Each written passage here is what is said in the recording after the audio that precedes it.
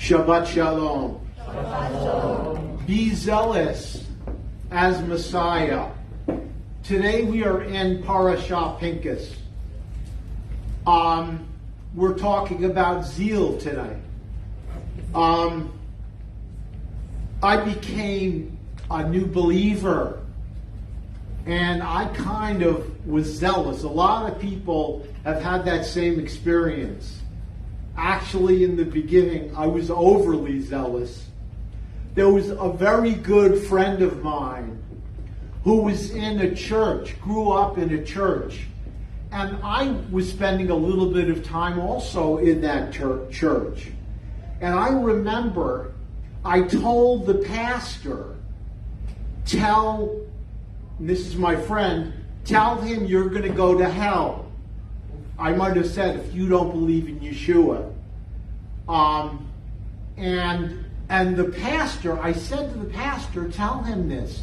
And the pastor refused to tell him. And later, I realized, because zealousness can go either way. Zealousness can be a benefit and a great blessing. But it also, if you go too far, it can be destructive. Actually, there's a theological term called zealotry. Zealotry is when you go too far with zeal. Later on, I realized that I had gone too far. And I've worked very hard to be balanced. So, Pinchas, let's go to Pinchas. The Israelites were committing immorality with the Moabite woman. And there was an Israelite man that went into a tent with a Midianite woman. And Pinchas, he went into the tent, he had a spear, and he drove the spear through them. And the Bible says, the Torah says, that God rewarded Pinchas because of his zeal. God gave him a covenant of shalom, a covenant of peace. Now, also, what was interesting about this is that God blessed Pinchas. It benefited him. But it also benefited Israel because it stopped the plague. In Numbers 26:1, they were doing the counting of the men for the army. And there's a connection. Whenever you read a Parashah, there's always a connection to the verses and the scriptures. You see, the soldiers were risking their lives. That was zealous. And then there was Zelophehad's daughters. They didn't have any brothers. So they were not going to inherit the land because the land was being divided. And they went to Moses and said, we're going to lose our inheritance. And Moses says, let me go to Adonai.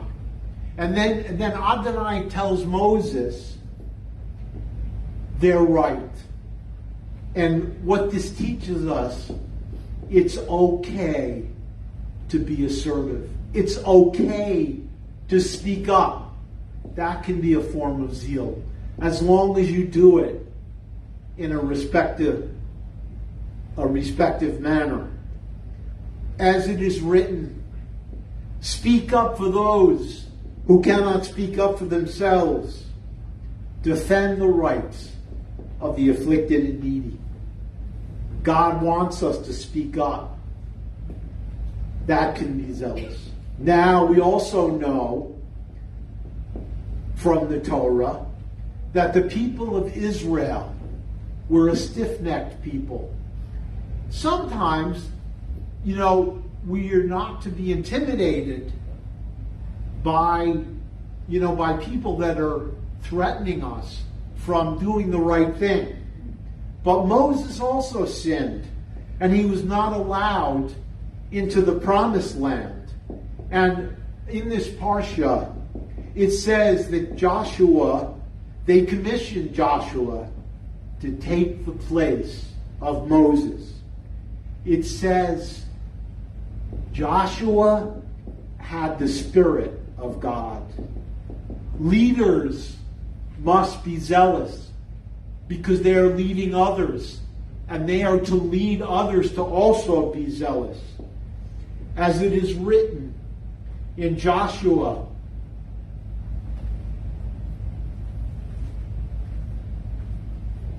Joshua 1:8, this Sefer Torah, this book of the Torah, should not depart from your mouth. You are to meditate on it day and night, so that you may be careful to do everything in it. Have I not commanded you, Chazak, be strong, do not be terrified or dismayed, for Adonai your God is with you wherever you go.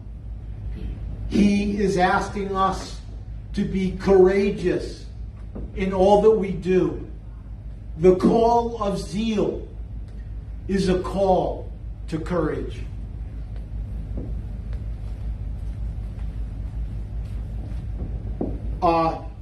Then there's a story with Elijah. And Elijah set up a sort of competition between the prophets of Baal, 450 of the prophets of Baal. And the competition was there were going to be 2 wooden altars. And the God who answers by fire to the sacrifice on the altar, he is God. So the prophets of Baal, they start to call on the name of Baal. And Elijah says in 1 Kings 18:27, Elijah says, shout louder. After all, he is a God. Maybe he's deep in thought. Or he is relieving himself. Or he is off on a journey. Or perhaps he's asleep and must wake up. They kept calling on their God, but no fire came. Then Elijah called out to God, and God answered and struck the sacrifice with fire. Then the people said, the Lord, he is God.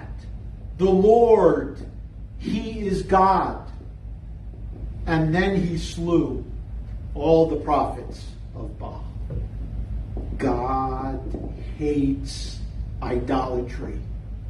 As it says in Psalm 115, 4-8, their idols are silver and gold, the work of human hands.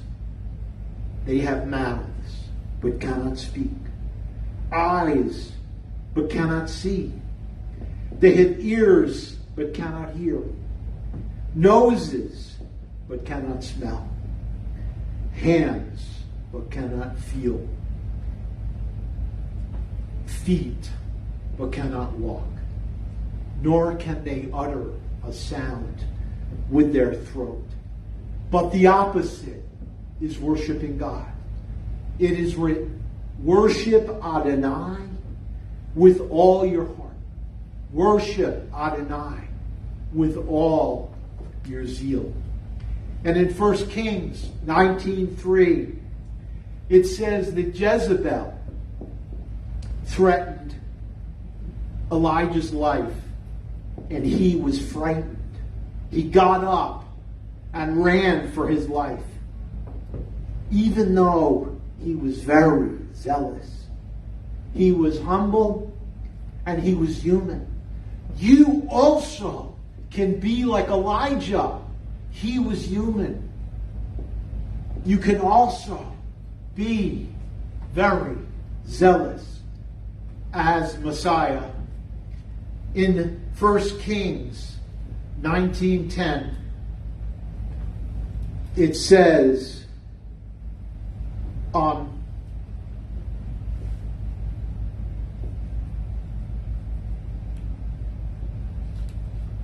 I have been very zealous. Oh, what are you doing here? God asks Elijah. I've been very zealous for Adonai, he said.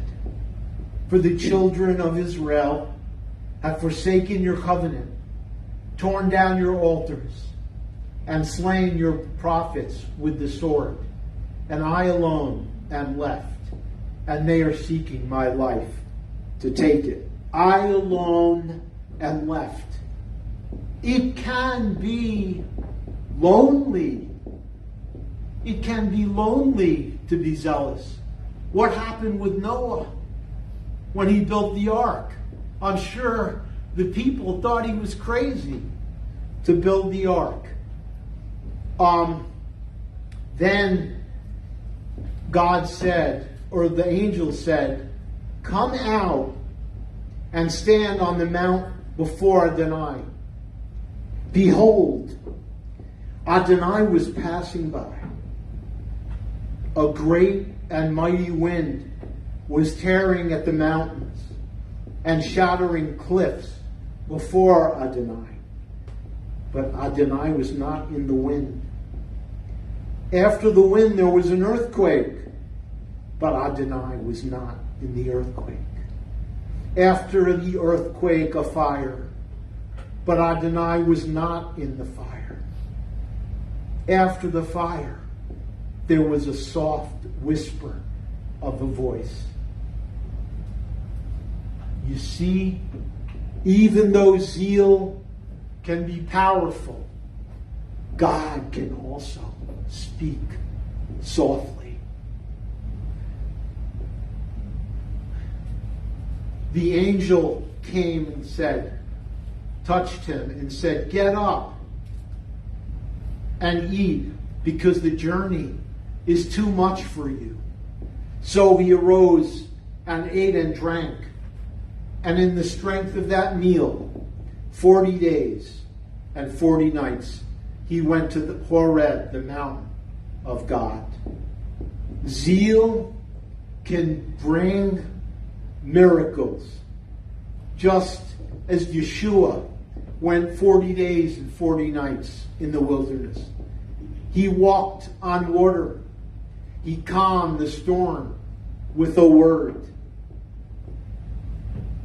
And in 1 Kings 19:9, the word of the Lord came to him on the mount.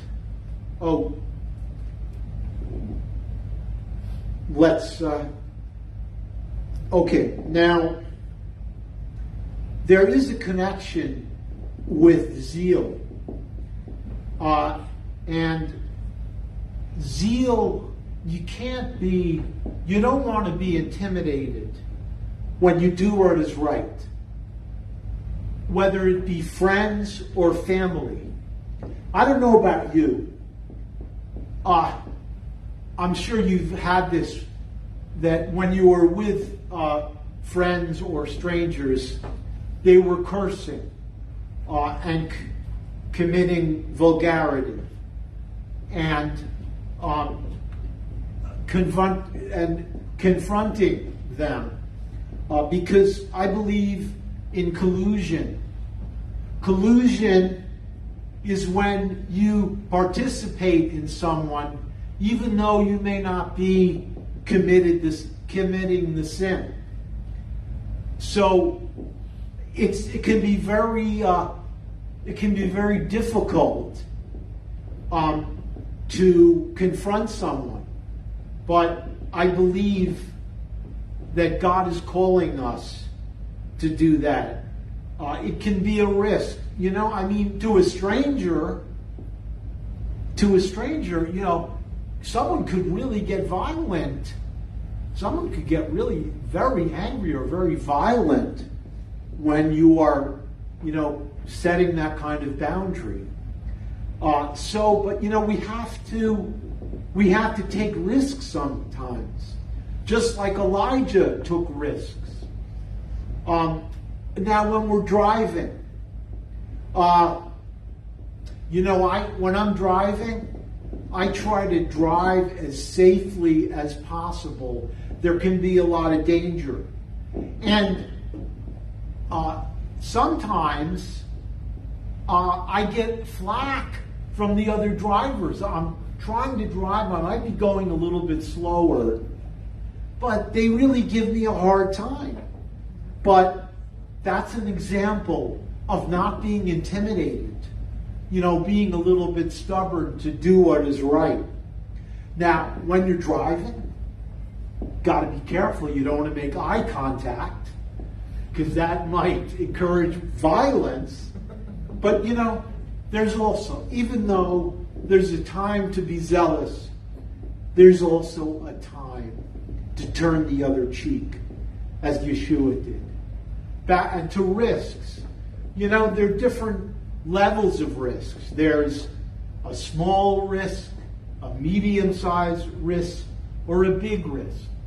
So we have to be careful when we take risks. Small risks are a little less dangerous, maybe a medium risk, but you gotta be careful with risk taking. But you can't get away from risk taking. If you're walking down the street, you're still going to have to take some risks.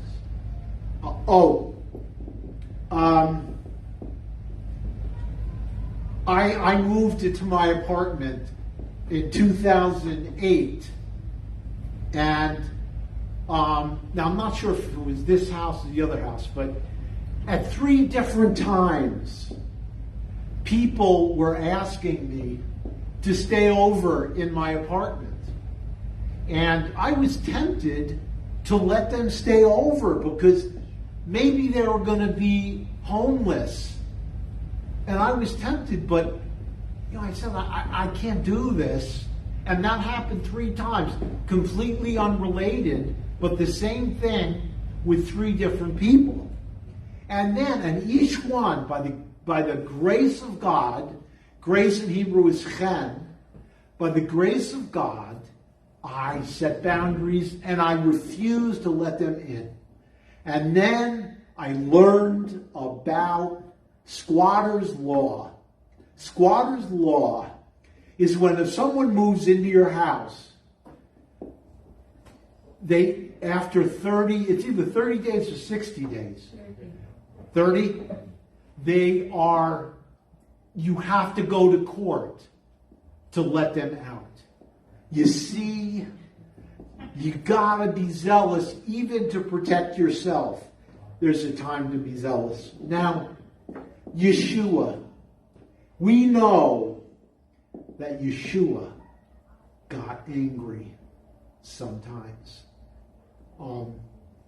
And it says in John 2:13, it says that Yeshua was driving out merchants in the temple, turning over money changers, turning over the tables, and driving out everyone with a whip, including the animals. As it says in Psalm 69:10, zeal for your house will consume me. And the Talmud includes curses on the Sadducean priests for their greed. The merchants made profits as well as authorities. Yeshua was angry because they were desecrating the temple and they were being greed as well. Josephus said that zealots resorted to violence and assassination in their hatred of the Romans. The Romans were incredibly barbaric, but I believe this was zealotry. It was going too far to be violent and kill other people. And then there was Simon the Zealot. Simon the Zealot was one of the 12 prophets. So certainly Yeshua believed there was a time to be zealous. And in Matthew 23, the whole chapter talks about Yeshua's condemnation of the Pharisees and their hypocrisy. Yeshua was zealous because he hated the hypocrisy. Now, the picture of the Pharisees in the New Testament is almost entirely negative. But actually, many tried to promote piety. Some of the great men of the New Testament were Pharisees. Nicodemus, John 3:1. Gamaliel, Acts 5:34. Paul, Acts 26:5. And Philippians 3:5. So, we have a calling to be zealous, and we have to be zealous and not commit zealotry. And then we're going to wrap up a little bit with Mordecai and Esther, one of the books of the Tanakh. There was a king. He reigned in 127 provinces from India to Ethiopia. And there was the queen in the kingdom was stopped from being queen. And they had a beauty contest. And Esther, she was Jewish, and her uncle Mordecai was Jewish.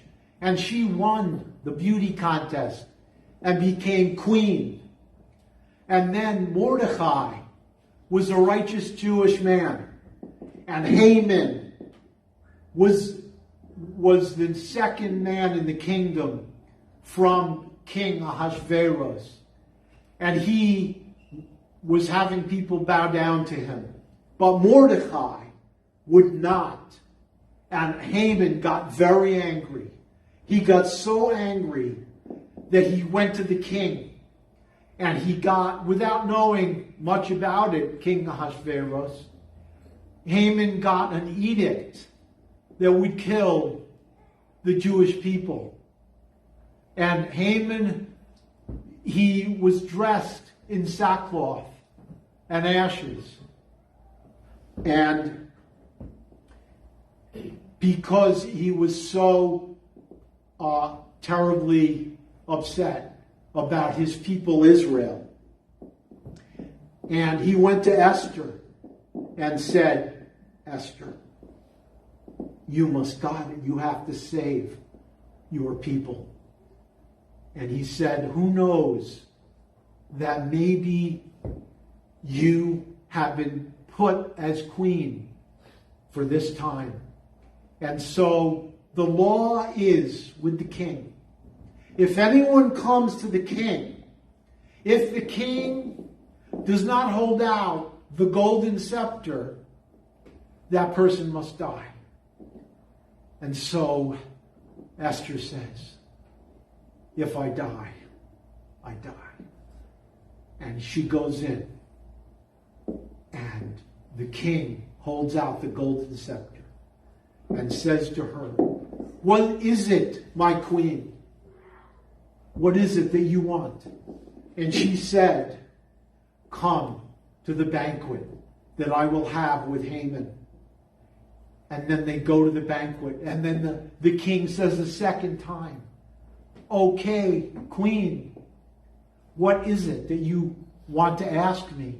And she says, come back a second time with Haman.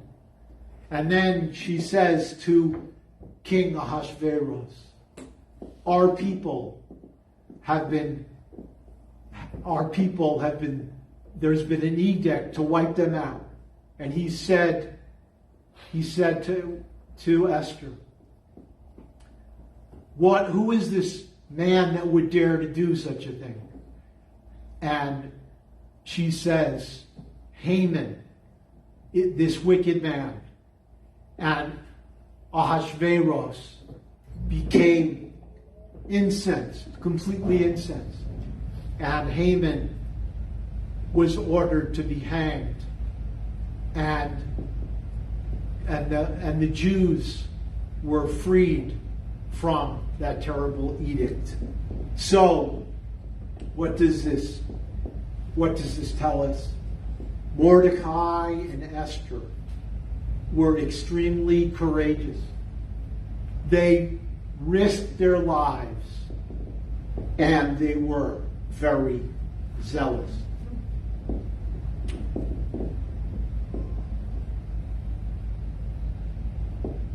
Be zealous as Messiah, and you will have shalom. Be zealous as Messiah, and bless the people Israel. Be zealous as Messiah in the power of the Spirit. Be zealous as Messiah, and you will be a leader of people. Be zealous as Messiah and speak up for the welfare of people. Be zealous as Messiah and be courageous in all that you do. Be zealous as Messiah and make fun of idolatry and worship God. Be zealous as Messiah, even when it is lonely. Be zealous as Messiah, and you will see miracles. Be zealous as Messiah, whether it be as a lion or whether it be as a lamb. Be zealous as Messiah, and don't be intimidated by friends or strangers. Be zealous as Messiah, like Mordecai and Esther. Be zealous as Messiah and love God with all your heart. Zeal can be the most powerful, or, maybe the most powerful and potent there is in the human condition, in the spiritual condition. As it says in Song of Solomon, we will extol your love more than wine. Worship God with all your heart, for there is nothing greater. Shabbat Shalom.